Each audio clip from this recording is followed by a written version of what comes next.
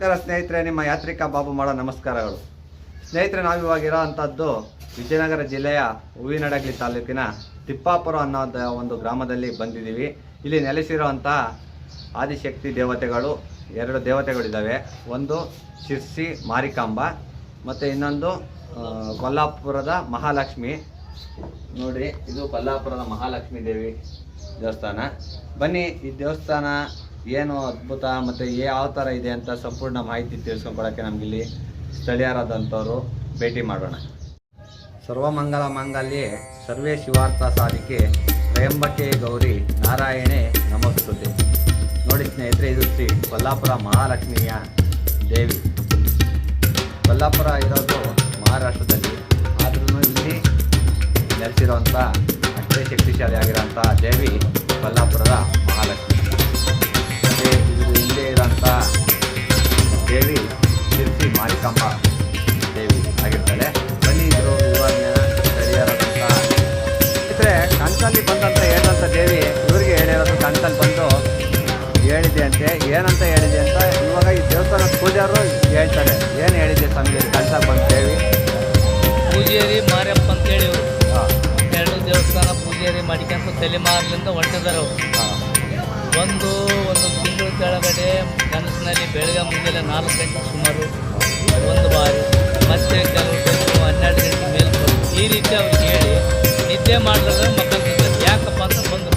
ನಮ್ಮಲ್ಲಿ ಯಜಮಾನ ಬಂದರು, ಏನಾಗ್ತಿದೆ ಅಂತ. ಹಿಂಗೆ ಆಗ್ತಿದೆ, ತಾಯಿ ಕಾಡ್ಸಕ್ಕಿರ್ತಾಳ ಈ ರೀತಿ. ಅದೇನು ಮಾಡಬೇಕಂತೆ ತಾಯಿಗೆ ಏನು ಮಾಡಬೇಕಂತ, ನನ್ನ ಗುಡಿ ಎಲ್ಲ ತೋರ್ತೈತಿ, ದಯವಿಟ್ಟು ನನ್ನ ಕಡೆ ಭಕ್ತರು ಭಾಳ ಜನ ಇದ್ದಾರೆ, ಎಲ್ಲ ಕಡೆನೂ ಭಕ್ತರಿದ್ದಾರೆ. ಆ ಭಕ್ತರ ಬೆಳೆಗೆ ನೀನು ಯಜಮಾನ್ರ ಬಳಿಗೆ ಹಾಕಪ್ಪ ಪೂಜಾರಪ್ಪ ಅಂತೇಳಿ ಅವನ ಕುದುರೆಗೆ ಹೇಳಿದಂಗೆ ಪೂಜಾರಿಗೆ. ಆ ಪೂಜಾರಿ ಬಂದು ನಮ್ಮ ದೈವಸ್ಥರಿಗೆ ಹೇಳಿದಂಗೆ, ನಮ್ಮ ಯಜಮಾನ್ರಿಗೆ ಹೇಳಿದಂಗೆ. ಅದನ್ನು ಹಂಗೆ ಆದಾಗ ಸುಳ್ಳು ಕರೆಯ ಬಂದಾಗ ಆ ದೇವಿದು ನಾವು ಒಂದು ಪವಾಡ ನೋಡಿದ್ದೀವಿ ಹಿಂದೆ. ನೋಡಿದಾಗ ಅದು ಸತ್ಯ ಆಯ್ತು ನಡಿಯಪ್ಪ ಅಂತ ಹೊರಟಾಗ ಅದು ಎಲ್ಲೆಲ್ಲಿ ಹೋಗ್ತಿರ್ತೀವಿ ಅದೇ ರೀತಿ ಆ ತಾಯಿ ಸಕ್ಸಸ್ಫುಲ್ ಅನ್ನು ಕೆಲಸ ಮಾಡ್ಕೊಂತ ಬರ್ತಾ ಇದ್ದಾಳೆ. ಇನ್ನು ಮುಂದೆ ಆದ್ರೂ ಈ ದೇವಿ ಭಕ್ತರು ಭಾಳ ಕಡೆ ದೂರ ಅದಾರ. ಅವರಿಗೆಲ್ಲ ನಾವು ಹೇಳೋದೇನೆಂದರೆ, ಆ ದೇವಿ ಸಾಕಾರಕ್ಕಾಗಿ ಅವ್ರು ಎಲ್ಲೇ ಇರಲಿ, ಬೆಂಗಳೂರಿರಲಿ, ಮಂಗಳೂರಿರಲಿ, ದೂರ ಕೊಲ್ಲಾಪುರ ಇರಲಿ, ಈ ಎಲ್ಲರೂ ದಯವಿಟ್ಟು ಬಂದು ಈ ದೇವಸ್ಥಾನಕ್ಕೆ ಬಂದು ಒಳ್ಳೆ ಪುನರ್ರಚನೆ ಅಂದರೆ ದೇವಸ್ಥಾನ ರಿಪೇರಿಗಳು ಸೋರಬಾರ್ದು, ಸೋರೋ ಕಡೆ ಎಲ್ಲದು ಇದಾಗತ್ತೆ. ಎಲ್ಲ ಒಳ್ಳೆ ಹೊಸದಾಗಿ ಆರ್ಸಿ ಶಾಖ ವ್ಯವಸ್ಥೆ ಮಾಡಿದ್ವಿ. ಆ ದೇವಿಗೋಸ್ಕರ ಎಲ್ಲ ಭಕ್ತರು ಕರ್ನಾಟಕದಲ್ಲಿ ಎಲ್ಲ ಮೂಲೆಗಾದ್ರೆ ಅವರೆಲ್ಲರೂ ಆ ಕೊಲ್ಲಾಪುರ ಮಹಾಲಕ್ಷ್ಮಿ ಶಿರ್ಸಿ ಮಾರಿಕಾಂಬಿ ದೇವಸ್ಥಾನಕ್ಕೆ ಬರ್ಬೇಕಂತಂದೇಳಿ ಅವರಿಗೆಲ್ಲ ವಿನಯಿತ ಮಾಡಿ ಅವರಿಗೆ ನಾನು ಕೈ ಮುಗಿದು ಬೇಡ್ತಾ ಇದ್ದೇನೆ. ಸರಿ, ಆಯಿತು ಸ್ವಾಮಿ, ಧನ್ಯವಾದಗಳು ಸ್ವಾಮಿ.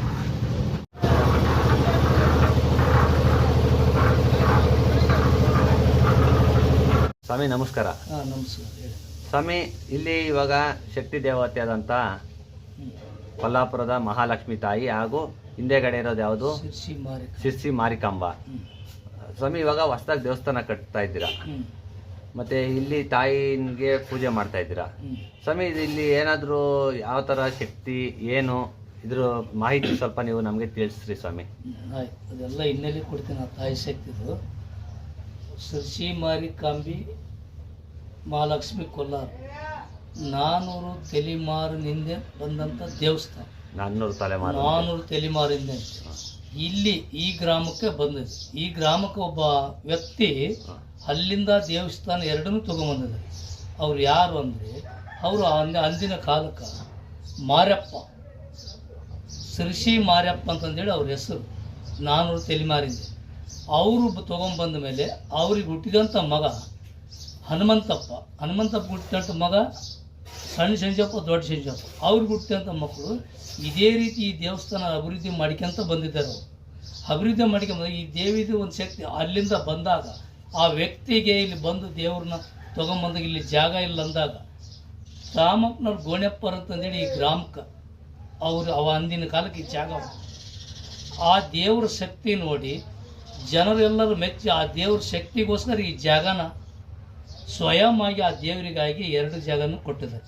ಅಂದ್ರೆ ಊರಿನ ಜನ ಇದನ್ನ ಕೊಟ್ಟಿರೋದು ದೇವ್ರಿಗೋಸ್ಕರ ಅಂದ್ರೆ ಆ ತಾಯಿದು ಅಷ್ಟು ಶಕ್ತಿ ಇದೆ, ಇದು ಕೊಂಡದ್ದಲ್ಲ.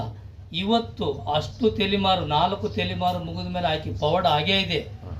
ನಂಬಿ ದೇವರು ಅಂತ ಬಂದವರಿಗೆ, ಭಕ್ತಿಲಿಂದ ಬಂದವರಿಗೆ ಆಕೆ ಏನು ಬೇಕಾದ್ರೆ ಪೌಡನ್ನು ಕೊಡ್ತಾಳೆ. ಇವತ್ತು ನೀವು ಇನ್ನೊಂದು ಕ್ವಶನ್ ಕೇಳಿದ್ರಿ, ದೇವಸ್ಥಾನ ಹೇಗೆ ಆಯಿತು, ಈಗ ಯಾಕೆ ಇಷ್ಟು ವರ್ಷ ಅಂತ ಕೇಳಿದ್ರಿ.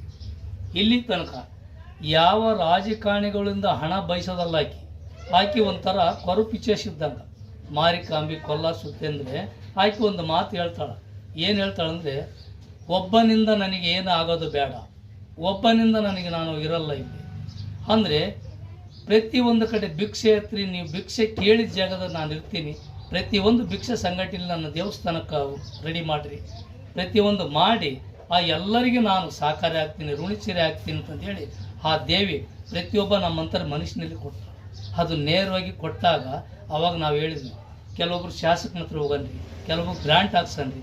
ಗೌರ್ಮೆಂಟ್ ಗ್ರ್ಯಾಂಟ್ ಆ ಎಮ್ಮಗೆ ಇಡ್ಸಲ್ಲ. ಶಾಸಕನೇ ಇರಲಿ, ಅವನು ಭಕ್ತಿ ಏನೈತೆ ಅಷ್ಟು ನೀಡಲಿ, ಬೇರೆಯವ್ರು ಇರಲಿ ನೀಡಲಿ. ಒಬ್ಬ ಕೂಲಿ ಕಾರ್ಲಿಂದ, ಹೂ ಮಾರರ್ಲಿಂದ, ತರಕಾರಿ ಮಾರೋದ್ರಿಂದ ಅವ್ರ ವ್ಯಕ್ತಿ ಸರಿಗೆ ಏನೈತಿ, 5 ಚೀಲ ಸಿಮೆಂಟ್, 10 ಚೀಲ ಸಿಮೆಂಟ್, 10 ರೂಪಾಯಿ, 101 ರೂಪಾಯಿ, 1001 ಕೊಟ್ಟು ಆ ದೇವಸ್ಥಾನ ಎಲ್ಲ ಅಲಂಕಾರ ಮಾಡಕತ್ತಿದ್ದಾರೆ. ಒಬ್ಬೊಬ್ಬ ವ್ಯಕ್ತಿ ಸಿಮೆಂಟ್ ಕೊಡಿಸೋದು, ಒಬ್ಬೊಬ್ಬ ವ್ಯಕ್ತಿ ಕಲ್ಲು ಕೊಡಿಸೋದು, ಒಬ್ಬ ವ್ಯಕ್ತಿ ಕೆಬ್ಬಣ ಕೊಡಿಸೋದು. ಇದರಂತೆ ಮಾಡಿ ಆ ಪವಾಡ ಪುರುಷ ತಾಯಿ ಅವರು ಎಂದೂ ಪವಾಡ ಕಡಿಮೆ ಆಗಲ್ಲ.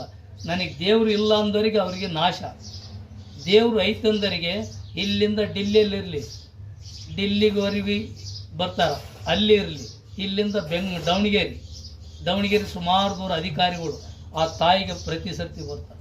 ಈ ಕಡೆ ಯಾವ ಭಾಗ ಹೋಗ್ರಿ ಈ ತಾಯಿ ಹೆಸರು ಐತಿ, ಬೇರೆ ಬೇರೆ ಭಾಗದಾಗ ಎಲ್ಲದು.